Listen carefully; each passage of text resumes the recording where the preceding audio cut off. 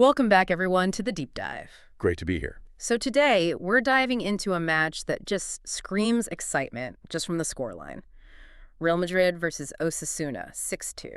Yeah, a real goal fest. And what's interesting is how we're looking at it. Exactly. We're not just using stat sheets. We've actually got excerpts from a YouTube highlight reel transcript. Right, so it gives you that sort of immediate, in-the-moment commentary feel. You get the passion, the little insights as they happen. It's quite raw. That's the idea. Our mission really is to kind of unpack what that commentary tells us beyond just the goals, like how an error reveals something deeper or a tactical tweak shifts the whole momentum. And how sometimes, the talk around the game reflects things happening off the pitch, too. Can one game really show us all that?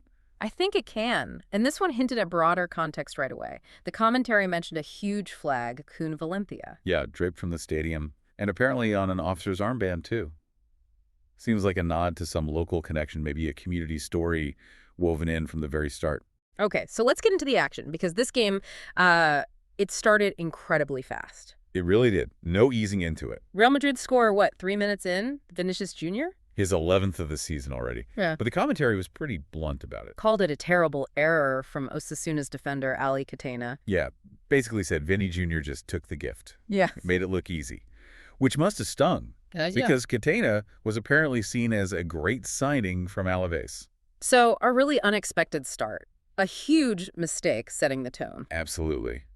But then, almost straight away, Osasuna reply. Right, just 3 minutes later, 6 minutes on the clock, Anthony Budir makes it 1-1. His 15th goal, which is impressive. And significantly, it was from a corner. Yeah, the commentary picked up on that. Real Madrid have been, excellent at defending set pieces this season? Mm-hmm. That's what they said. So conceding like that was unusual for them. And Rudiger apparently looked visibly annoyed. You could tell. Yeah. Clearly frustrated by that lapse. I mean, did Ancelotti see that coming? Probably not from a set piece. I doubt it.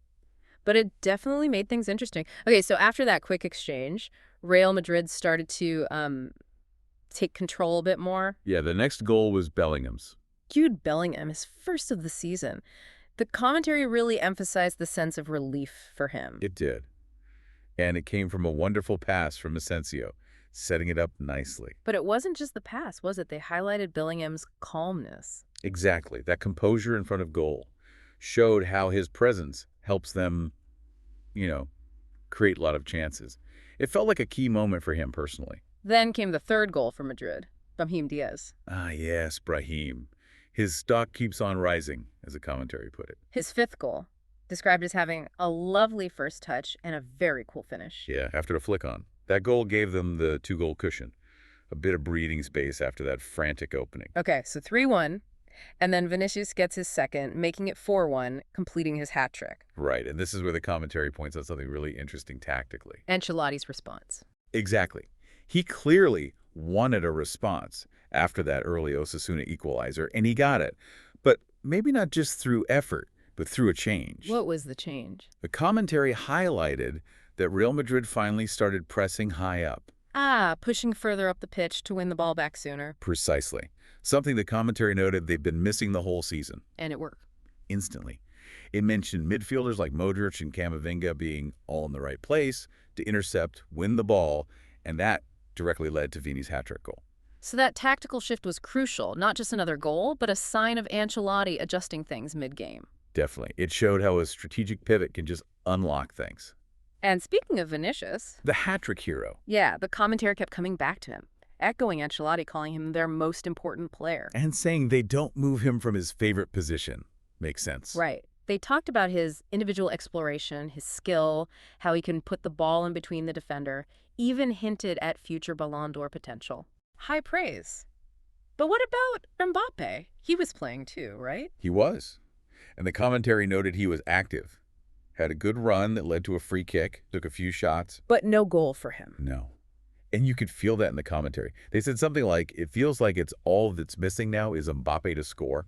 Especially as he'd gone, 3 games without a goal? Yeah, so there was this undercurrent of anticipation, waiting for him to get on the score sheet while his teammates were filling their boots. Interesting dynamic, and overall, the commentary seemed to feel a shift in Madrid's performance. Oh, yeah. There was that line about how the rock and roll is back at the Bernabeu. Rock and roll. What did they mean by that? Seemed to link it to them being more clinical in front of the goalkeeper. More decisive, more attacking flair, maybe? A return to form? Reclaiming that attacking identity. But, it wasn't all positive.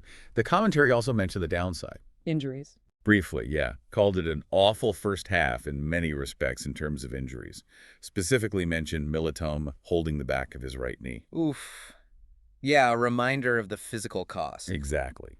Even in a big win. But beyond the tactics, the goals, the injuries, the commentary brought in something else, didn't it? Something more sort of human. It really did. And this is where using commentary as a source gets quite poignant. You mean the bit about the players from the Valencia region? Yes, Vicentino and Ruben Garcia, they mentioned they were natives and had been back in their home village helping people deal with the after effects of the tragedy. Wow. That brings a completely different perspective, doesn't it? Right in the middle of reporting on a football match. It does. And connecting to that, apparently throughout the game, there was a QR code shown on screen for donations. For the relief efforts. Presumably. It just shows how sport isn't in a vacuum. The real world, community support, it's all woven together. The commentary reflected that pulse. So when you pull it all together from just this commentary, you get the high-scoring drama, the tactical shifts, like that high press. The individual stories, Finney's brilliance, Bellingham's relief, Mbappe's weight, Katina's error. And then these really quite touching human connections to the community outside the stadium.